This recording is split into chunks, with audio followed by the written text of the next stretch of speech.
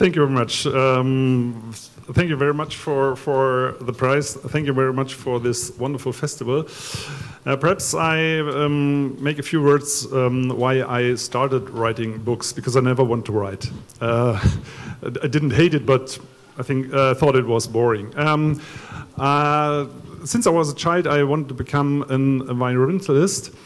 And after finished school, I thought a forester would be a good forest protector. But after finishing university, I found out that a forester is a little bit more like a tree butcher.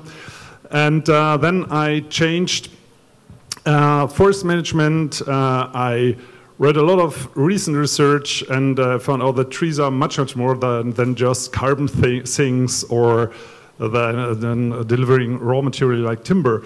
And I told the people through the guided tours what trees are, what are they doing, what a forest is about.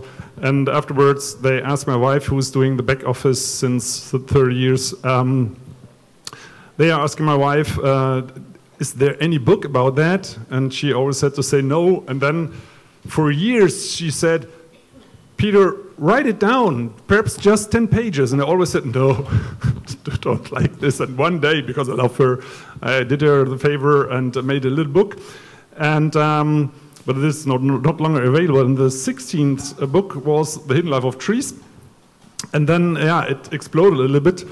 And yeah, that's why I'm here. And the book changed here and there a little bit the practice of forestry meanwhile. But what is an author without a good publisher like Greystone books? What is an author without bookstores? What is an author without readers? And what is an author without a wonderful festival? Well, because here all people come together, and it's very, very important to connect. Yesterday a journalist asked, you're an environmentalist, why do you fly? I said, yeah, because lobbyists do. And I have to withstand, and I have to connect. And it's very important that in times like this, we meet in person. And therefore, I'm very happy to be invited here. Thank you so much. And thank you very much for the prize. And that encourages me to write more books. Thank you. Thank you. Please take a seat. Thank you. We are honored to have you here, Peter Wohlleben. So now they are both seated in the, and this is the interview part of the award ceremony, I think the most interesting part. This interview will last, let's say, something like 40 minutes. And then after there will be a question period, a Q&A, about 7 or 10 minutes, not more than that. And after that, Peter Wohlleben will sign copies of his book at the bookstore over there, Paragraph Bookstore. I just want to introduce you very briefly to Paul Kennedy, because you probably knows him already. He's the former host of CBC IDs from 1999 to 2019. Paul Kennedy is very well known. He's a radio man. He's an interviewer. So let's listen to them. Thank you. Thank you. In addition to having spent 20 years hosting the radio show called Ideas, which is a lot older than I am, actually, and quite a wonderful show, one of my proudest achievements is the fact that I have been a citizen of the Blue Metropolis for as long as the Blue Metropolis has existed. I was here every year as host. Thank you.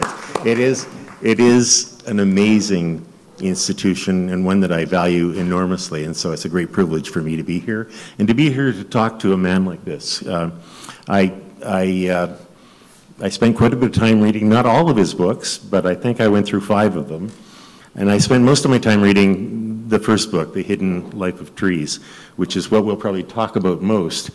The first question I would ask you is, just going through the index, there are only 3 references to maple leaves, or maple trees. What do you have against maple trees? Nothing, but regarding that there are around about 70 8,000 tree species on Earth, mention maple trees 3 times is a little bit more than mention other trees. So I think they are overrepresented in the book. That's probably true. And I'll also forgive you for the fact there's a wonderful section on beavers, another Canadian institution of some importance. So that's worth looking into. I forget where it is. It's somewhere probably 2/3 or into the book.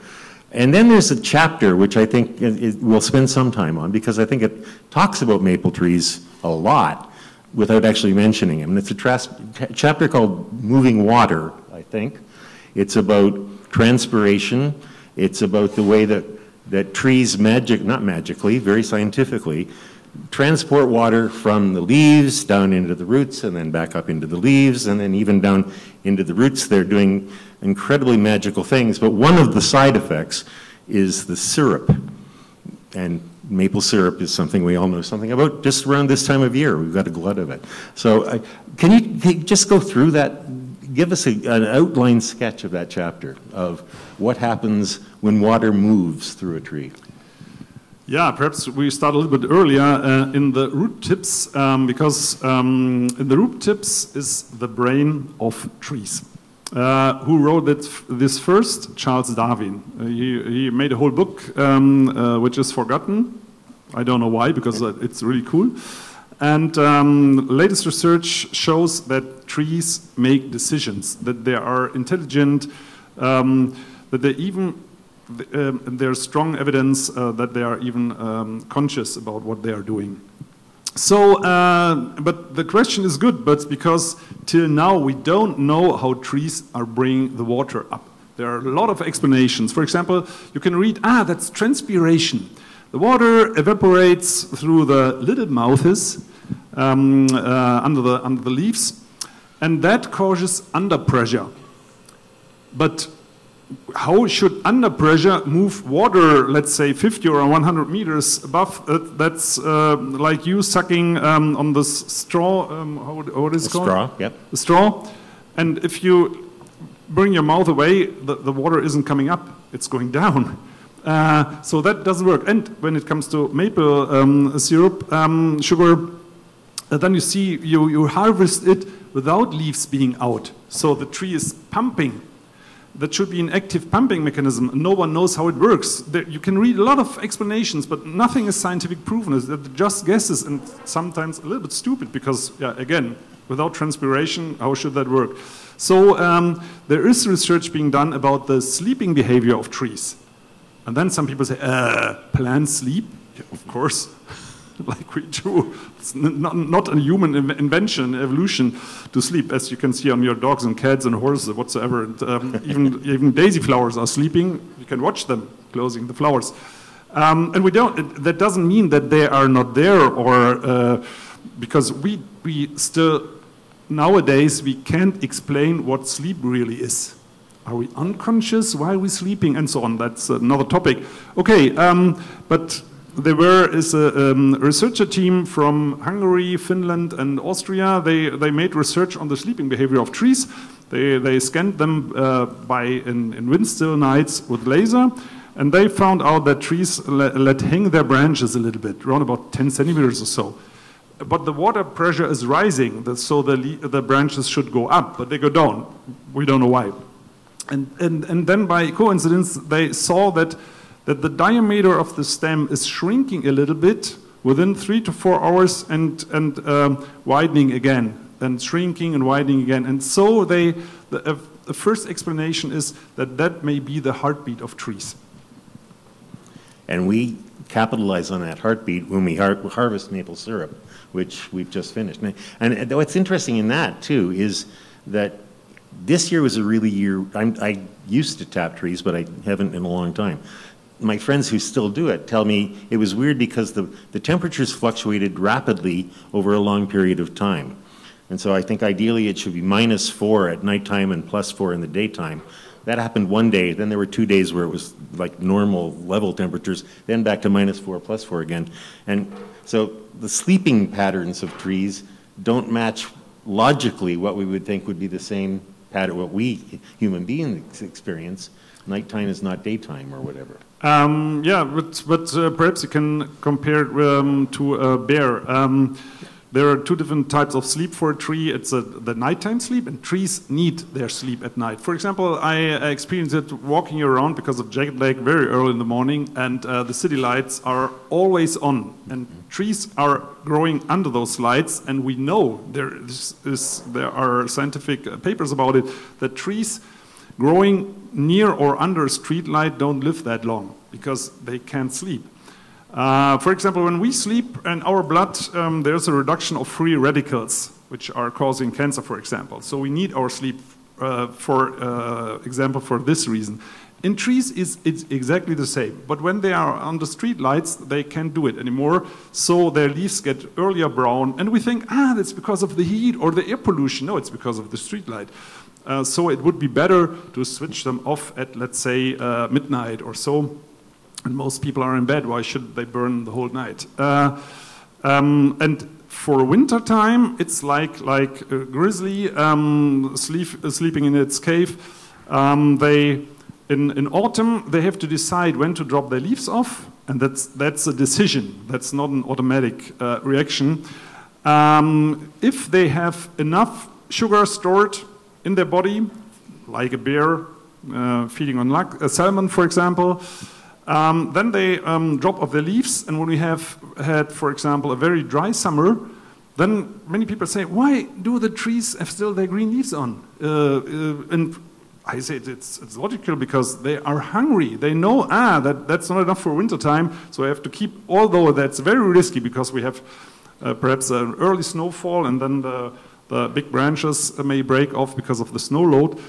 So it's a decision to go in this winter sleep. And when they awake, like they're doing now, I just know it from European tree species, but I think it's the same here. Yeah, of course, you have apple trees from Europe. Apple trees, for example, they are counting the warm days in spring. Because when you have some warm days, that's not spring. Maybe a late winter for a few days, and then the flowers will freeze. So apple trees count, and say, okay, that means by, just to say that they have a memory, because otherwise they would count every day one and one. It's not a good idea. So they say, okay, we have, let's say, 5, 10, 50. Okay, now let's start. And even then, they could make mistakes. Yeah, perhaps not all trees can count accurate. I don't know. And beech trees, for example, they are more careful. They count the hours of daylight, and if we have 13 hours of daylight, that's the first thing which has to be correct. And the second is there had to be a very harsh winter, as you have it here. But in Germany, due to climate change, some winters are very mild, and then beech trees come up later, not earlier with their leaves. Most people think, but it's climate change, so the trees will green earlier. Some tree species do, but beech trees, for example, they say, there haven't been a real winter, perhaps there's one to come. We stay without leaves and wait, because our deciduous trees, they hate frost on their fresh leaves, because then they are getting destroyed. So they sleep very deep, and when they awake, they are very carefully watching their environment and looking if the conditions are right. Is it safe to say, and this is from not deep reading, but fairly extensive reading of your work, I think beech is your favorite species of tree. No, it's the species most common at my home, so I watch them. I can research them. So, but you have here American beech, you have oaks here, so it's nearly the same ecosystem in east and southern Canada. But it doesn't matter. Other species have different sort of techniques. For example, the conifers, they store anti-freezing chemicals, because they have a very light sleep. It's stressy because they start photosynthesis at -5 degrees, because usually that are Arctic trees, and the summer is very short, and you don't have the time to bring new leaves and then to flower and then drop the leaves off. So they stay the whole winter on the branches, and therefore they have to withstand frost so that it can start whenever it is possible. So I think that's a very stressy life. I would like to be a beech. You'd like to be a beech, although it's not your it's your not your favorite, but it's your most familiar. Yeah. It's what's around you. What is your favorite, or do you? Maybe you shouldn't choose favorites. Sophie's choice. No, it's not a tree species, but a special tree. It's growing in front of my office at my old forester house, 10 meters away. It's an old birch tree, the biggest one I know. I don't know a bigger one in Germany, and it's planted together with a house which was built in 1934. It's a very big tree, and I watch him every day.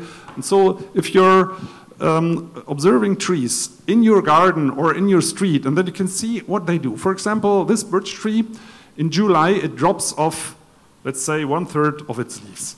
And many people say, my tree is ill, what shall I do? And I say, but he is full. It is full. The tree is full, and when you're on a buffet and you have at your, let's say, 5th plate, perhaps you would choose to have just a little cheese afterwards, and then it's and that's exactly what this beech tree does. It just needs some leaves for just a little bit more sugar, but otherwise it's done for this tree, and it's very healthy, and so you can watch, what's going on.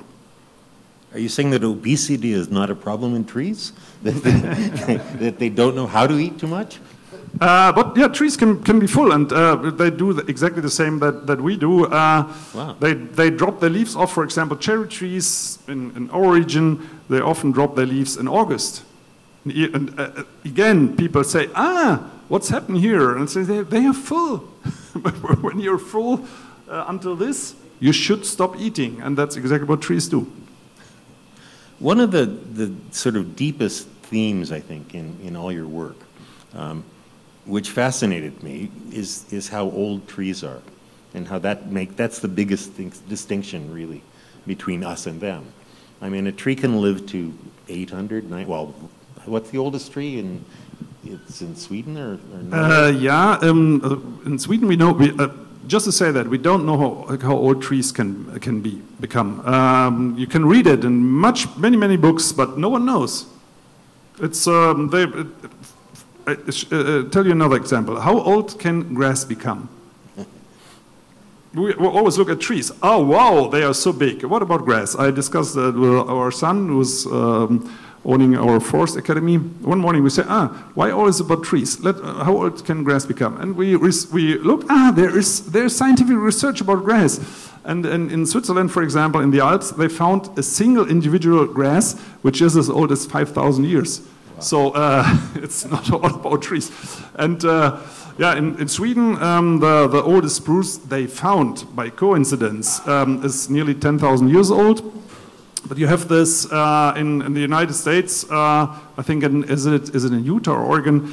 There is a poplar growing, an aspen tree, which is with this root system spread over 0.3 square kilometers, and has built 47,000 stems. But it's not a forest; it's a tree. And the scientists don't know how old it is. It's estimated between 10 and 80,000 years old, and it's still living. So we don't know how old trees can become. And that causes a certain sense of awe, I would say. That when you realize, when you're walking through a forest, you're walking through a community that can be thousands of years old, at least hundreds of years old. And that creates awe, and also, I would hope, a sense of modesty, that we should be treating these beings who sort of think, who can count or can't count very well, but I mean, they're using it. They're a lot like humans, but they've been here a lot longer. Yeah, and we always think, trees do the same. No, we are doing the same. We are a very young species, and we always think nature invented special rules for us, and others are not allowed to be, let's say, intelligent or conscious or whatsoever. No, that are biological rules, and they have proven to be good. And so trees interact That's, for example, one result. As a big community, there's no competition in the forest. Of course, there is fight, yeah. There's fight, but not between species. For example, if a wolf hunts a deer, the deer would say, "What is this cooperation? That's not a cooperation. That's fight." But the wolf would say, "No, that's breakfast." So that's not the intention of wolves to kill for fun deers. A forest, a single tree knows instinctively, I'm not a forest. I can just survive with a big community, so they support each other by sharing nutritions. They help each other by, for example, the older trees, that's called hydraulic lift. They're pumping water, and sometimes from deep soil layers to upper soil layers, so that the young trees can more easily get water on hot summer days with their little roots. So there's a lot of interaction. Together, they can even form the local weather. We have here water on the desk, and this water comes from trees. Because land, in general, is dry, because it's higher than sea, of course, and the water always flows downhill. So, in general, most of the time of the Earth, the land mass were deserts. And then life invented forests. And forests, they evaporate water, and together with the water, they let rise special bacteria up into the clouds. Then the water condenses, forms the snowflakes, and while condensing, they create a deep depression area, and that sucks water from the ocean, wet water, moisture water, air with water, to the inner of the continents. And so that's the way to have a water cycle from the sea into the continents and back through the rivers into the ocean. And what we do, or I've experienced that Quebec, for example, has a new regulation for forests that even more trees may be cut here. That means drier summer, less water. That's not very intelligent to deal with forests just as a source of timber, because that's the most important thing, water. And it connects with something else. And when we talk about the longevity of trees, yeah, they live for a long time. But they're confronting something now which we think of as pretty abnormal, and that is climate change. In another one of your books called The Power of Trees, you argue that forests are the solution to climate change and could in fact be the answer to many of the problems we're placing on this planet right now. Yeah. Talk about that for an hour. Yeah, no. It's a little bit shorter. Trees can cool their local atmosphere when living in a forest. A big forest can cool the local atmosphere in summer times an average between 10 to 15 degrees. 10 to 15 degrees. So if it's a difference if it is 40 or just 25 or 30 degrees, because they don't like it hot. And they create clouds, so they have shadow. And those deep clouds are reflecting sunlight like glaciers. So the sun energy is reflecting back into space. So they cool the local atmosphere, and that's perfectly described, for example, by Alexander von Humboldt, who lived 200 years ago. He was a famous scientist and forgotten in the last 100 years. So they do all this. They bring moistured air from the oceans in. They create their clouds. They drive the water cycle. They cool the local climate. When it comes to climate change, why do we have this big deforestation? It's because of forestry, of course, and the big wildfires in Canada are in many cases caused by clear cuts. Wildfires follow clear cuts. I saw wildfires on the west coast in rainforest, and they usually can't burn. It's impossible. But if you cut them down and make plantation, for example, there they spray Roundup to get rid of deciduous trees because they don't bring that value to the timber market. So that's crazy. So then you get wildfires in, and everyone said, that's climate change. No, that's forestry. And the other thing is our land use, that we have so much farmland, and that's mainly because of meat. don't want you to forget all about meat, but it's the main climate driver, much in front of coal or oil or gas. It's also important to reduce this, of course, but if you calculate that, I think it's 83% on the whole world, the farmland is reserved for meat. And if you would reduce this, you could get forests back of the size of the United States and China together. Wow. So, and that will fight climate change. And that works very fast. That's the cool thing, because trees, they forgive. They are not evil. And therefore, for example, when I'm traveling by train, and sometimes you have to wait because the train is delayed, then I go in the big cities, in the train station, and look where there are native trees growing. Because forestry says those native trees are not longer able to do the job. We need non-native trees, as we have it all over the world. And I say, wait, they are adapting very fast. And therefore, I'm searching in the tracks. And for example, I found a little cherry tree in the main train station of Hamburg, which is a big city, like Montreal, same size. And it's growing there for years, and they also sprayed Roundup because they don't like trees, because they disturb trains, of course. And then I talked in a German talk show about it, and then the German train company called me and said, you can rescue this tree. And we did it and replanted it in the garden of our forest academy. And there it grows very fast. And it's for me, it's a sign of hope. The tree offers the solution. Tree says, okay, you've done a bad job, but we forgive you. And you can't reinstall a forest. You can make a plantation. And plantation is not a forest. In most areas, and here in Canada, I think in all areas, the forests can come back on themselves. And they will reestablish as soon as you let them. And then it will become a little bit cooler in summertime. You have here and there more clouds, and it's getting more. And then you can reduce temperature. And in the United States, there's a study being published 2 years ago. Europe is heating much faster than North America. I think, meanwhile, we have 2.9 degrees. That's a lot.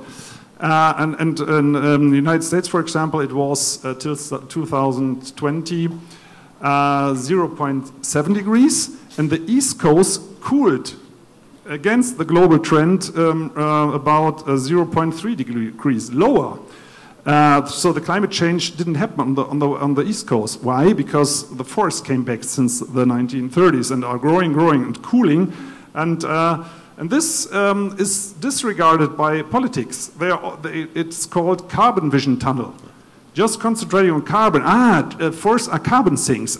Even I've heard it from an NGO, and I think it's a little bit weird that whales are carbon sinks.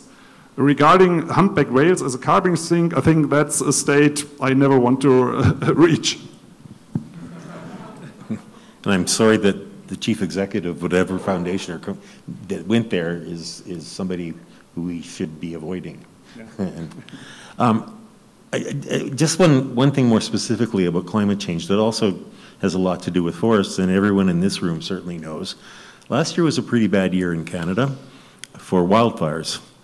And the way it looks things are developing, this year's probably not going to be better than last year, and more than likely will be worse. And that's a pattern that everybody ought to be avoiding at all cost. As somebody who manages a forest, and by saying that, I mean you manage it in a way that isn't like the people who plant the plantations you're talking about. You're anti-plantation. You believe in letting the forests figure out what they should be doing on their own. Yeah. Can they figure it out if 3 billion hectares get blown away every summer? I mean, yeah, that's the reason why we saw this extremely rising of temperatures in the last 2 years, and scientists are wondering why that happened, because even pessimist scientists didn't expect that, and that was because of the Canadian wildfires and the record-breaking drought at the Amazon rainforest. And then they realized, just I think 3 or 4 months ago, that's because of the clouds forests produce, and in this time North American and Southern American forests didn't produce that much clouds, and so the temperature was rising that steep. So that's an alarming call to wake up and stop the deforestation. And again, you can't plant a forest. I see it in Canada, I see it in Germany. By the way, you have the German forest system. That's why I can compare it that way, because the British always took German foresters with them, and they made the same mistakes as in Germany till now. If you plant a tree, for example, you prune the roots. A tree from the table like this tall has a root system of 5 meters diameter. And in tree nurseries, they prune their brain to have it cheaper plant. And those trees don't root deeper than, let's say, 20 to 30 centimeters for the rest of their life. So they don't reach the moisture, the water in deeper soil layers. And everyone says, oh, that's climate change. The trees are dying because of the drought. No, it's because they are coming from a tree nursery. We know all this. It's all long known, and we have no forest, no plantation on this earth, not a single plantation which can do the job better than natural forest. So natural forests have an experience of 380 million years doing the jobs, and they make the ecosystem in use better and better. And we, our species is as old as 300,000 years. Forestry is as old as 300 years, and now we think we can do the job better. I don't know how we're doing with time, and I want to make sure there are questions from the floor. I could ask questions for the next 5 hours and have no trouble. I'll add one more question, and then we'll go directly to the floor. Unless, are we really close on time? Okay. This is a question that I mean, I salute your work, and I believe that everything you're doing is wonderful. Not only... Not everything, but I try. Well, I mean, everything that I've read about what you're doing with your forest in Germany. The question, and there's a bit of irony or something in the question. You're also a writer, and you wrote one book that spawned another book, that spawned another book, that spawned another book, and there's a whole bunch of books to your credit, and they're published not only in French or in English, in German, obviously. I think in how many languages? 50. 50 languages. So if you do the math, that's a lot of books, which means a lot of paper. Yeah, right. Which means a lot of trees. Right. How does that feel? That feels okay. For example, at this place here once stood a primeval forest. And for me, it's okay that this festival is here in these rooms. So it's okay for our use to use carefully some resources. For example, even if I don't eat meat, I eat plants. And therefore, I'm happy that there are farmers, and they grow potatoes and wheat and whatsoever. So I'm hungry, and I'm happy that there are, in this place, there are no trees, because I also have needs. But we don't need, for example, fire timber in power plants. Most timber, meanwhile, is fired in power plants and shipped to Europe, for example.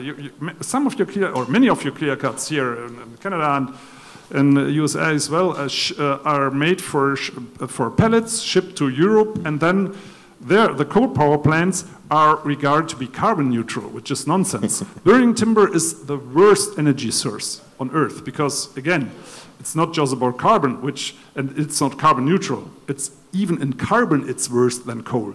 But when you regard the climate effects like creating clouds and lowering the temperature, so it's a catastrophe to burn timber. So as a good forester, we heat it with timber. I'm guilty, sorry. But then I read studies in 2008, and since then everyone could know this, that it isn't carbon neutral, that it is fake news to say that it's a carbon circle, which isn't true. So we are, meanwhile, we have electrical heating with solar cells and so on. So that's the first thing. You can reduce the timber consumption a lot. The second thing is reduce meat consumption. I grew up with, meanwhile, I don't eat meat anymore, but I grew up with meat once a week because it was very expensive in this time. Nowadays, it's very, very cheap. But if you reduce meat, you can have more space for forests, real forests. That's the next thing. So you can do it step by step by step. For example, here in the city of Montreal, I visited many places. There are a lot of trees, but there could be more. And so it gets a little bit cooler in summertime, which also means in the surrounding area, I don't know how it is here, as in Germany, we suffer more and more from floods. And forests are also preventing floods because they want to keep the water for the summertime. They are not spending water for nothing. So I think we could say it in short words, in a better balance. And books are important. The books have done a lot. Just perhaps a little story about that. The forest lobbyists, and I'm very used to it, meanwhile, said, that's all nonsense, fairy tale, that's not happening. Also, there are tons of peer-reviewed studies, but they don't care for facts. Then I get known to biologists, to mycologists, to wonderful people like Jane Goodall. And a consequence of this is that we founded a new course of study in environmental friendly forestry. I think it's the first worldwide. It started last year at a university in Germany. So that's what's coming out of this resistance of the forest lobby. We're creating even more wonderful things. And that started with the book and the resistance of the forest lobby. So I think here and there the book is good. I can agree to that. I don't know where we are with time, but I see there's plenty of questions. We'll start here. Very brief questions all the time. No, I keep the microphone. No, I keep the microphone. Thank you so much. What I admire most about your work is toppling the idea of social Darwinism. You know, that we are here because of competition, that competition is better than cooperation, and you dismantle that ideology, and it's for the good. You know, the billionaires have hijacked our world, and they are, you know, putting out just trying to justify their greed by saying there's no such thing as competition. So, thank you. Yeah, thank you for your words. That's a misinterpretation, which is very often heard. Charles Darwin didn't say the survival of the strongest, but the fittest. And if you fit into an ecosystem and swim with all the others together without disturbing them, then you can live very long. And otherwise, we see it. Even the human economics working exactly the same. Intelligent enterprises, companies, they work together. Like, for example, Ford and UW and so they're constructing cars together. Stupid people are acting like crossing the southern border and destroying and say it's all about competition. Yeah, and what you see, the people get poorer and the poorest suffer first. And that's the bad thing. For the rich people, it doesn't matter who's president, but for the poor people, that's the thing. Poor people are so important, like in the forest ecosystem. It's not the biggest tree which is best. The smaller ones, which suffered, are mostly the strongest to survive when it comes to more challenge regarding climate change, for example. Yeah. So it's very important. One question here. Yeah. You wouldn't be doing everything that you're doing if you didn't have some kind of hope. Are you optimistic? Yeah, I'm definitely optimistic because we have so many solutions on the desk. And we just have to start and really start, not here a little bit and there are some solar cells and there a windmill. We have to start a little bit faster. And if we wait a little bit longer, the way back will be longer. It's like on a hike. It's not like, we will fall over a cliff and it's a way of no return. I hate that. I grew up in we're in school in the 1980s and or 70s, and our teachers told us when we go on like then, it will be over in 2000. Wow. So we are now 25 years far, and I think it is not okay to rob the hope to the youth, because I've talked to a lot of young people and say, oh, will we survive? And I say, of course, but it's getting worse, and it's not necessary, because we have many solutions for that. One question here. Okay. Hi, thank you. I just wanted to ask, you know, there's been some research lately in mycology showing that mushrooms can also have this sort of interconnected consciousness or communication between them. And I was wondering if you think it's possible that there's some kind of communication between mushrooms and trees, or how you think those two ecosystems interact.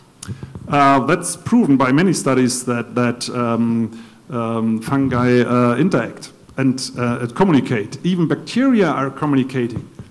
So communication is everywhere in the world, and it's an invention of singular cell organisms, not of mankind. And there's also the transportation. That's why the magazine Nature called it Wood Wide Web for messages from one tree to another through this fungi network. And the fungi get payment in form of sugar, therefore, because they are closer to animals than to plants. In reality, they are animals. I ask a mycologist, is biology not a little bit cowardish by saying, okay, there are plants, there are animals, and then there are fungi, that's an own category, and she said, yes, you're right. That's why fungi, for example, taste a little bit like meat, because it's, from the structure, it's animal protein.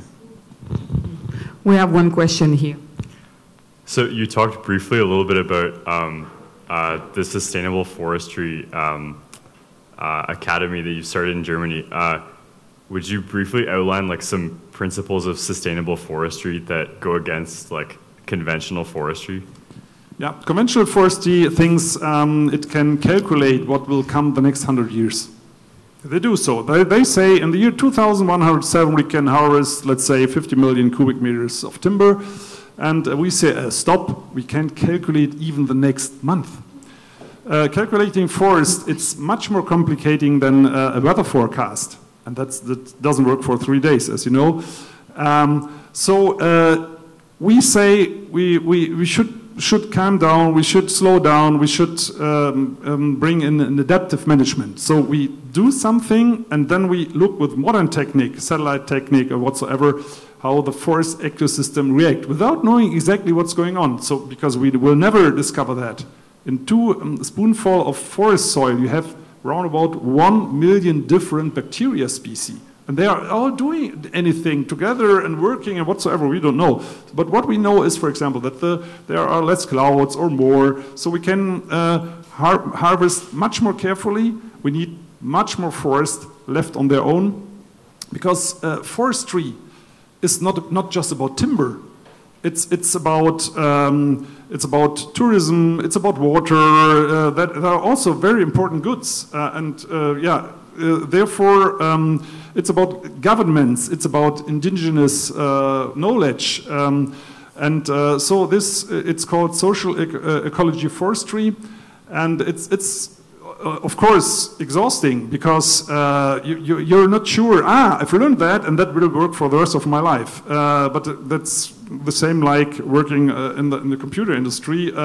You have to adapt, and forestry is always looking back. I love them to see looking forward. We have one question here. Yes. J. Russell Smith, in his book, Tree Crops, Permanent Agriculture, suggests that we replace the current system of grain-dependent, meat-dependent agriculture with products that come from trees, for example, the mesquite, the bean trees, chestnut, etc., which animals could eat, then additionally graze on grass and grow produce, etc., underneath it. Are you aware of any movement in this direction on a big scale to feed animals with tree beans, for example? Perhaps in some African states they're aware of that, but not in Europe, and I don't think in whole North America. And it would be so intelligent, not instead of forest, of course, but I think that isn't what you meant, but to strengthen agriculture, of course, because the trees spend shadow. This hydraulic lift, which is for their offspring, is also good for grain, of course. And you can use this to have, in times of drought, a better agriculture production. Yeah, that would be intelligent to mix this much better. And hopefully this will come, because even if it's just about money, that should be the best way. I don't understand. I think in this business, forestry, farming, agriculture, and hunting, we have so many traditionalists who don't read recent research papers, so they even could earn more money. So I don't understand why we don't have it in a big scale, but perhaps it is to come. Is there time? Are there time for more questions? One more question. Yeah, a hand is raising over there. I'll be with you in a moment. I keep the microphone because I want to control the thing. Yeah, I was just wondering what kind of opposition you received from the hunting lobbies, for example, probably on the traditionalist point of view that you just mentioned? Yeah, I'm against hunting, and I don't know how it is here. I promoted hunting while being a traditional forester, because in Germany they say the deers are browsing on the young trees and the forest can come back without hunting. And that's a fairy tale, because trees protect themselves. How do they do that? By creating shadow. And if they create shadow, you don't have too much plants on the forest floor, and therefore you don't have that many plant-eating mammals. But if you make clear cuts, you have a lot of vegetation, the population explodes, and then everyone claims, the deers are destroying the forest. No, the clear cuts are destroying the forest. It's about light. So trees can care for themselves. And I think it's a little shame that we are, I suppose, most of you against whale hunting. Big sea mammals, no, it's a no-go to kill them, but big land-based mammals, it's okay to shoot millions and millions because it's good for the environment and it's good meat, which it isn't. The animals are stressed, they are full of lead because of the munition. I've dealt a lot with that while being in the office of a big forest administration at the beginning of my career, and what I saw, what sort of meat went into the next butcheries, I think everyone would quit eating meat seeing this. So it's a special category of spending the time. And I think in nowadays we should be more respectful with other living beings. And as soon as it's not necessary to survive, that's another thing. But I think most of us don't depend on bushmeat. So I think that will be all. I suggest the conversation will continue on the bookstore where Peter Wohlleben will be signing books. I thank you very much for your attention. You have another conversation this afternoon, later, the two of you, with this time also with Negan St. Clair. And it will be about, let's say, trees, but from the indigenous point of view and from the point of view of trees, let's say. Okay, so thank you very much, everyone. Please, thank you, Peter Wohlleben. Paul Kennedy, thank you.